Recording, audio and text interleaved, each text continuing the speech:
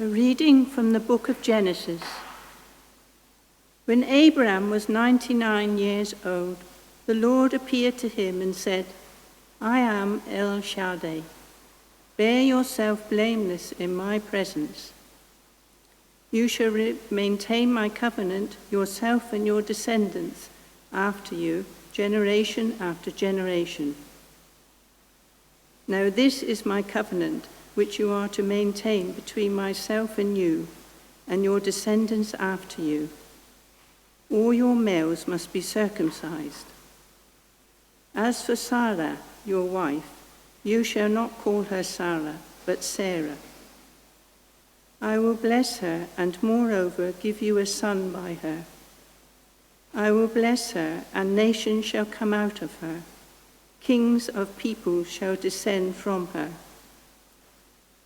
Abraham bowed to the ground, and he laughed, thinking to himself, is a child to be born to a man 100 years old, and will Sarah have a child at the age of 90? Abraham said to God, "Oh, let Ismael live in your presence."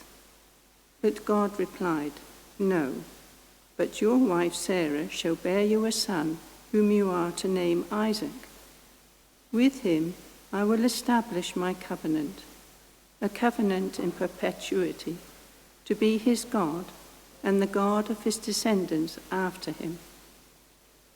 For Ishmael too, I grant you your request. I bless him, and I will make him fruitful and greatly increased in numbers. He shall be the father of 12 princes, and I will make him into a great nation. But my covenant I will establish with Isaac, whom Sarah will bear you at this time next year." When he had finished speaking to Abraham, God went up from him. The word of the Lord. Thanks be to God. Indeed, thus shall be blessed the man who fears the Lord.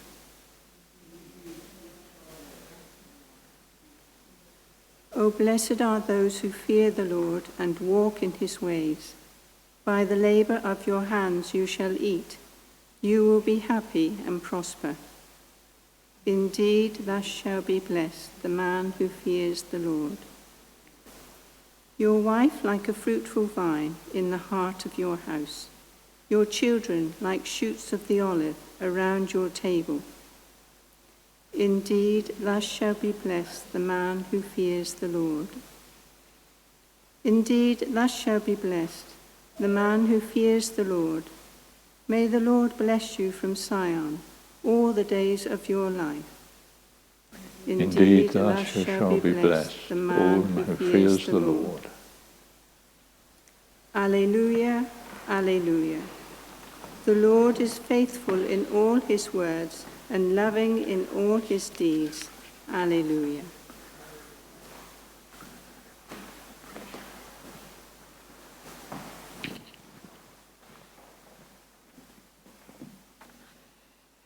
The Lord be with you. A reading from the Holy Gospel according to Matthew.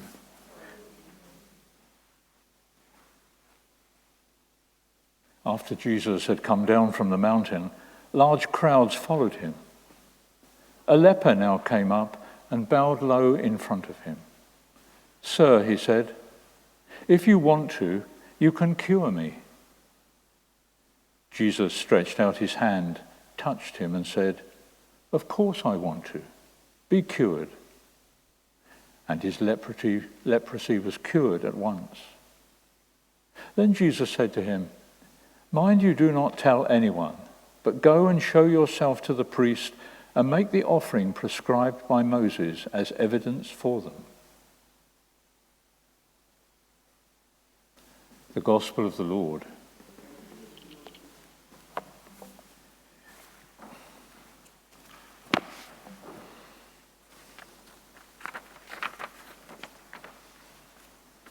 One day, a consultant physician told the medical students he was supervising about a woman who had contracted a severe and ultimately terminal form of breast cancer The tumor grew, and over time she began to see that she became more and more unwell. But she could not bring herself to go and see her GP. She was shy and embarrassed and carried a deeply ingrained mindset that she was only to bother the doctor when things were really bad. She didn't appreciate that her condition was, in fact, really bad. And by the time her suffering had come to the attention of the GP, it was too late for her. The cancer had spread and secondary infections had now taken hold of other organs in her body. In view of this woman's experience, the consultant urged his students to ensure always to be approachable and understand how patients can easily feel shy and embarrassed or just unable to seek out their doctor when they most need them. We can be like this with God. We don't like to bother God, or maybe we feel he is too remote or distant from our problems and our difficulties to be interested. And this is a dangerous mindset. And the gospel today seeks to dispel that impression in our minds. Thankfully, the leper did not think this way.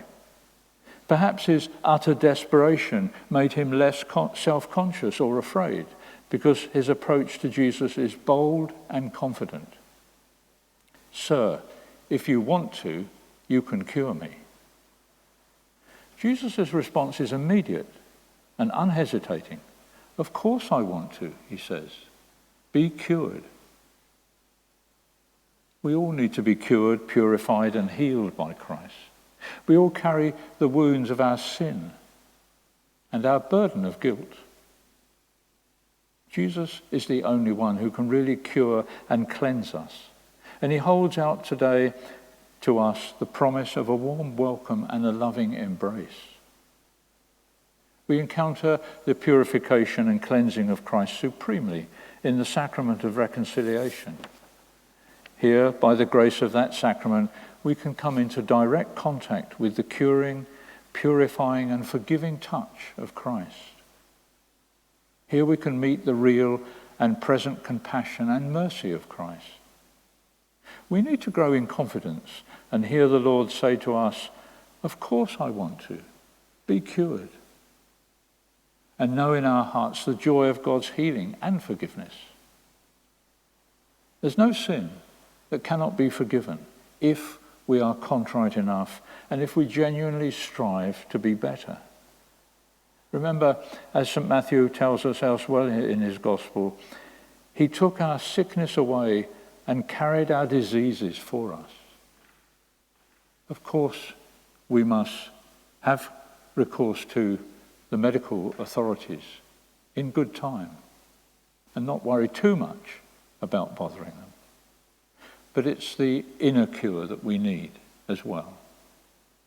Those diseases of the sin, if you like, on our soul, which are always present, however much we try.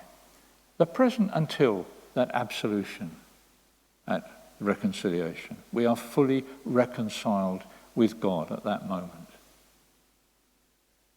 Our own cure is there for the asking.